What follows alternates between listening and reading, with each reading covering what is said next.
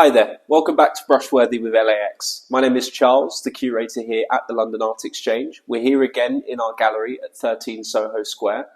Today I'm joined with Nimz, one of the new artists that we're going to be working with here at the gallery. How's things going? Good. How are you?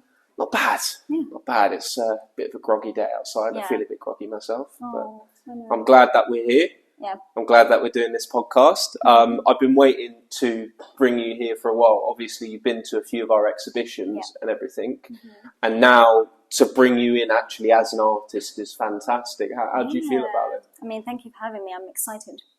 I've got a lot I want to ask you. We haven't had the opportunity to have a deep conversation yet, so this is something I really want to explore. Yeah. So your work spans various mediums and you experiment a lot with your work. I do. What is your favourite way of experimenting, first and foremost, before we go into your background and everything?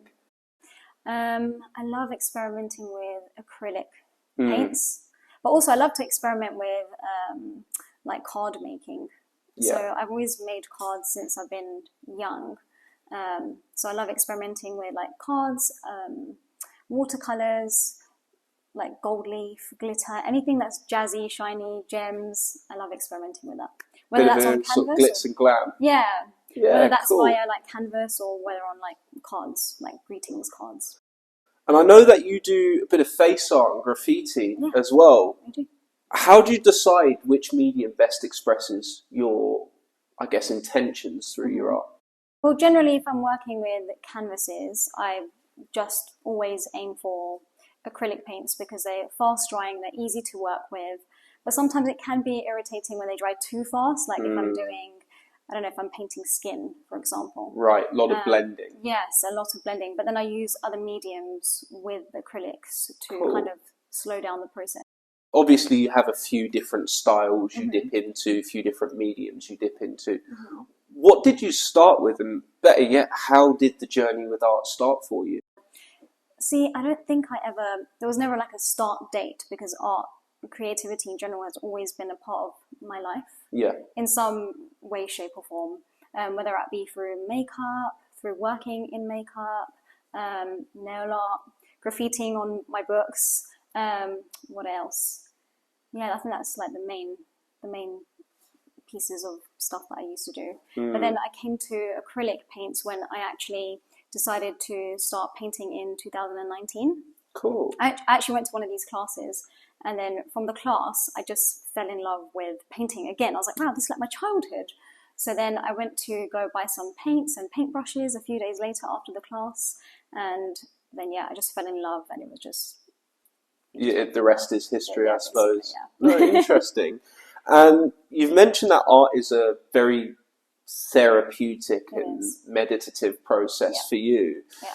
How can you share, that experience with your audience, the people that are seeing your art? When I'm painting, I feel like I'm in complete flow state. Like you can talk to me, I can listen, but I won't respond because it's just me and the canvas. And I feel like that comes through my art with, I don't know, lots of people giving feedback tell me that I like to be a bit too perfect with my art. And I think it's just the utter concentration and the focus that makes me like draw attention to detail. And you can see that through my art. You just get into a complete state of pure focus where you just, nothing outside can interrupt you. No, it can't. Cool. So that's why it's also very meditative. Do you find that can sometimes be a bit difficult to deal with? Do you live with anyone that has to work around that? People give me my space. And they know I'm in the flow. Yeah. They're kind of just like, okay, cool, we'll speak to Nimz later. But I guess it can, because I don't have any like knowledge of time when I'm painting, like it just completely like flies. You can switch off and then you come back to it like 6 hours later or something. You go, oh wow, it's dark outside now. So I think the only thing it interrupts is my sleep because I'm up till 3 a.m. painting and I'm like, oh gosh, that's the time. Yeah. So it disturbs my sleep more than humans. Cool. I mean, speaking of sleep, I know that, you do other things full time. How does that interact with your work? Do you find that what you do for a living actually impacts the ideas you have to create new pieces? Yeah, it does. So I do many things through modelling. I teach art sometimes. I teach business English. I also do some writing, creative writing. So I think it does impact my art, just through speaking to people, other people's experiences, things like that. It always gives me ideas. Cool. And speaking of experiences, I know you're very well travelled. Yeah. And correct me if I'm wrong, you moved to Thailand. When was it? A couple of years? I went travelling in 2018. 2017, I went to Southeast Asia. Yeah. And I was like, oh, I like it here. I want to go to other parts. So then 2018, I went back to Asia, but travelled like through Thailand and other parts of it. So then I decided to move there just before COVID, because I wanted to do this like 6 months in the UK, 6 months in Asia.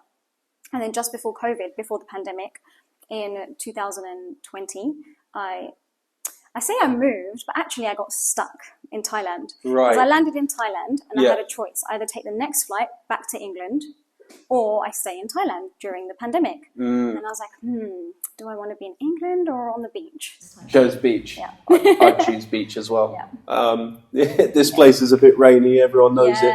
So, okay, being between London and Thailand, obviously there's massive cultural difference there. Yeah. Do you find that affects your work and the time that you spent out there really changed the way you perceive art? Yeah, because like Thailand is very colourful. And I feel like that also translates through my art. It's very colourful. But also that translates through my personality. I also feel like my personality is very colourful. The things that I do in my life, there's so much mess going on that I feel like it comes out onto the canvas. Yeah. So it's not just Thailand, but it also comes through me as well. And then me being in Thailand just like exerts that. Okay, so you also teach art. Yeah. And for you, where you did these workshops where you were learning a bit about art and you decided to then go ahead and teach it. What is that like, being a student and then becoming a teacher? It felt like I'm just giving this very little knowledge that I know to somebody else. I say little because I feel like we should stay teachable. We're always learning. We're always growing. Even if you've hit a ceiling of, I don't know, if you're really great at painting clouds, then what are you going to do next to excel in that? So I feel like when it comes to teaching, again, I just want the person to enjoy themselves. Yeah. To make them feel like they've done something productive, to make them feel like they've done something great, achieved something really well. So that's the main aim of the classes. Of course. I mean, I suppose art is all about creative expression and really freedom, if anything. Yeah. Being able to teach really just the skill set to unlock that level of creativity. Is that what you find you focus a lot on in your lessons? Yeah. Learning how to get into that innate sense of creativity and come up with the new ideas. Yeah, absolutely. And also like it makes the student feel like a child again. Yeah. And you can see them as well. They go into this kind of state like I do, like they're just focused. So I really like to see that. Yeah, I'm like, wow, I'm seeing myself in like you. Deep thought, right? Yeah, I get you. Okay, so your art does, as I mentioned, connect with people on a deep, deep level. And it's different for each viewer. But for you, do you find that when you're creating these pieces, there's been times where your art has helped you overcome certain things or deal with certain issues in your own life? Yeah. So there's been times in my life where I felt rage or anger or actually strength. So then for example, I painted a tiger eye when I was feeling like I want to feel strength and that inner strength. So I painted the eye because I see tigers as like a strength symbol, I guess. And then anger, I painted a zebra with like kind of like unbothered, unfazed eyes because that's how I was feeling. So I think I do express my emotions through mainly animal art. Yeah. But yeah, art in general as well, because I also did a few pieces of like cosmic universe art, because I feel like inside of each, I know it sounds very cheesy, but inside of each one of us, I feel like there is a whole universe. Yeah. Your art is immensely colourful. I see loads of rainbows and everything like that. Yeah. What inspires you to go with that kind of rainbow theme? I mean, we can even see on one of the pieces behind us, you've got this very colourful elephant. What wanted you to make those colours pop out in the pieces?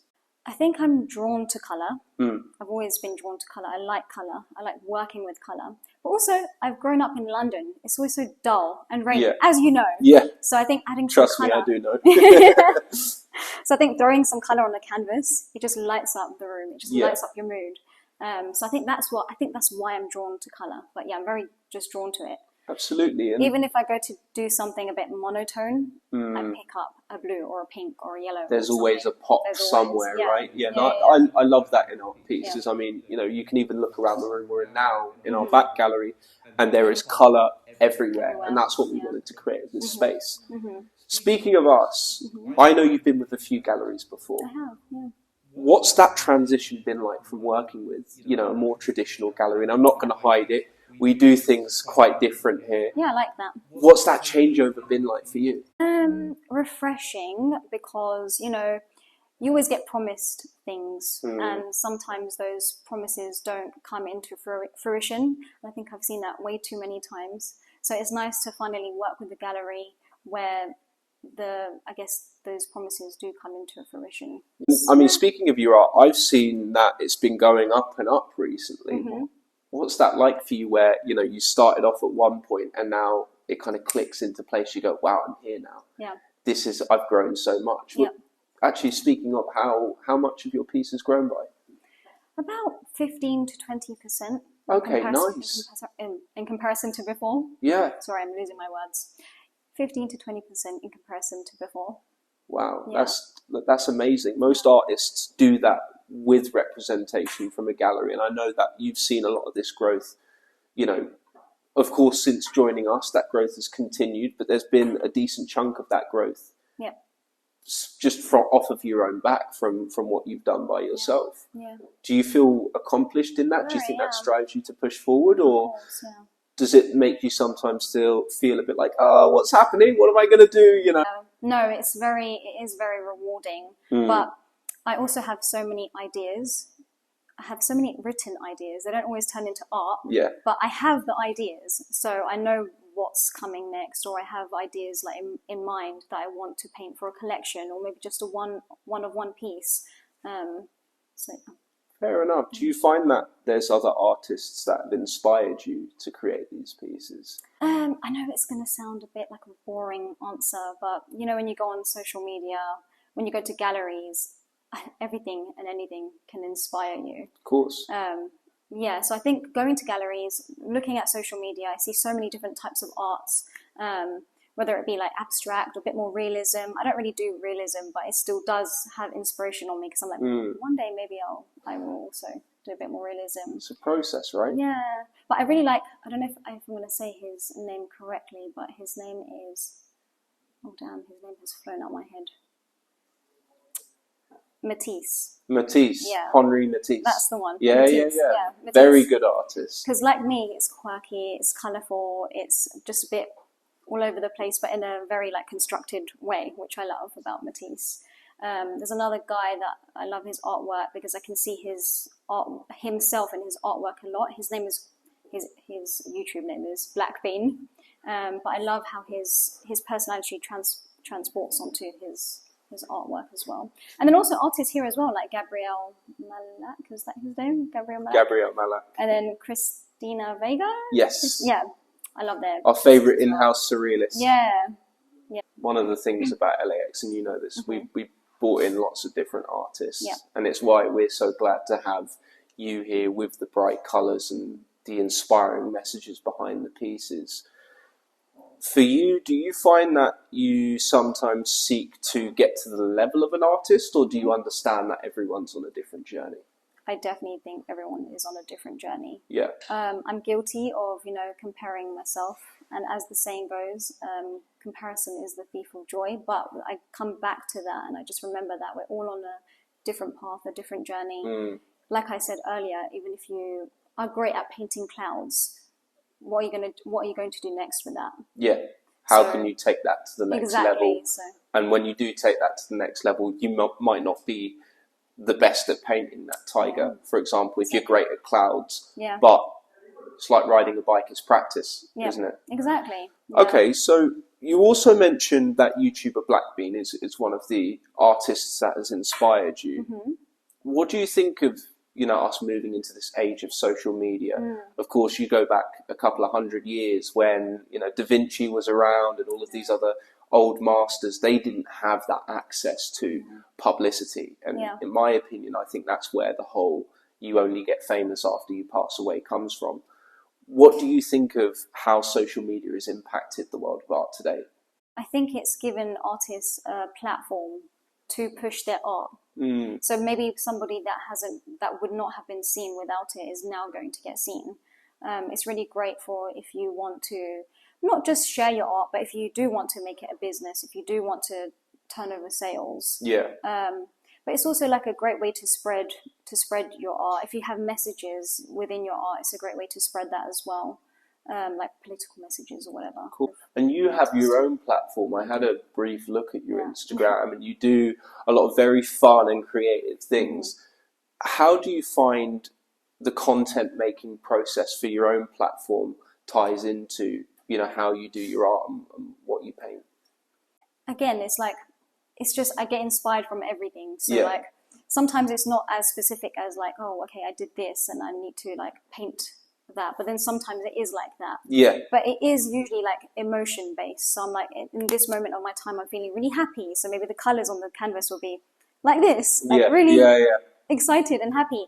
Then there's moments where I'm feeling calm, or my life is a bit more calm and I don't have as much work going on. So then I paint more paintings like the one behind you, where it's a bit more like muted, but then still got like the metallic. This is a very zen piece. It is, I feel like if you paint a lot based off of your emotions, you were definitely in Thailand when you painted this one. I can tell that much. But also, I feel like you were very kind of happy with your situation. Don't get me wrong, you were kind of stranded, but stranded in paradise? Is that the right way to put it? It wasn't really stranded. Like, I think we had lockdown for a very short period of time, a month maybe. And you could still go to the beach, you could still go out. You couldn't go to the clubs and bars and stuff. But in nature, you could spend a lot of time with. That's why also a lot of my art is nature focused. Like I did a piece called Mother Nature, which is very nature focused with the 4 elements. You've got the elephant behind you, nature focused. I had another piece with the elephant with leaves behind it. Oh, wow, nice. Thinking of the future and moving forward, obviously you're here with us and we're going to be working on all these amazing projects together. What are you most excited for? I'm excited to put some more of, not just my surface level personality into my paintings, but more meaning, even more meaningful. I'm excited to create more meaningful art. Through life experiences like growing up, my culture, things that I don't generally share about myself. I think I want to put some more of that into my art. Cool. And look, I already know what we have in the pipeline here at the LAX, but I want you to speak a little bit about that specifically. Why don't you tell the people what's going to happen? What are we doing together? So we're going to be working on a few collections together. These ideas that I had written down are going to finally come into fruition through my collection. So I'm excited to get that started. And we're going to be doing, I think, a few things. You're going to have some of your pieces around when we have exhibitions, and we're going to be doing, obviously content together between LAX and yourself, which I think is very exciting. And it's one of the things we're really excited for, is to have you in London again, so that we can really just crack on with things and start doing what we know you love and what we love doing, with you. It's a very exciting thing. So beyond that, where do you hope to be with your art? What's your goal in all of this? Because I feel you've taken into art very, very seriously. You're teaching it now. It's one of your greatest escapes. It's one of the things you're most passionate about. Where is this leading for you? Where do you want to take this? I want to see my art in people's spaces. I want my art to reach globally. It's already doing that, but I want it to be even more. I want to build my name. I want people to know who I am. I want them to be like, oh, that's a Nimzs painting. But yeah, I do definitely want my art to be in people's spaces, whether it's their office space, their home, whatever. With that, thank you for tuning into this episode of Brushworthy of LAX. Thank you for coming on to the podcast. Thank you so much. I'm very, very glad you could come on. Me too. Thank you. And yeah, I'm very excited for your exhibition early next year. Yeah, same. So with that, make sure you tune in to the next episode. We have Pierre Simone's Halloween party and debut exhibition coming up on the 25th of October. Nimzs exhibition is going to be early next year, so keep an eye out for that on our social media, and I'm sure I'll mention it in the next couple of podcasts anyways. But that's a wrap. Thank you for tuning in.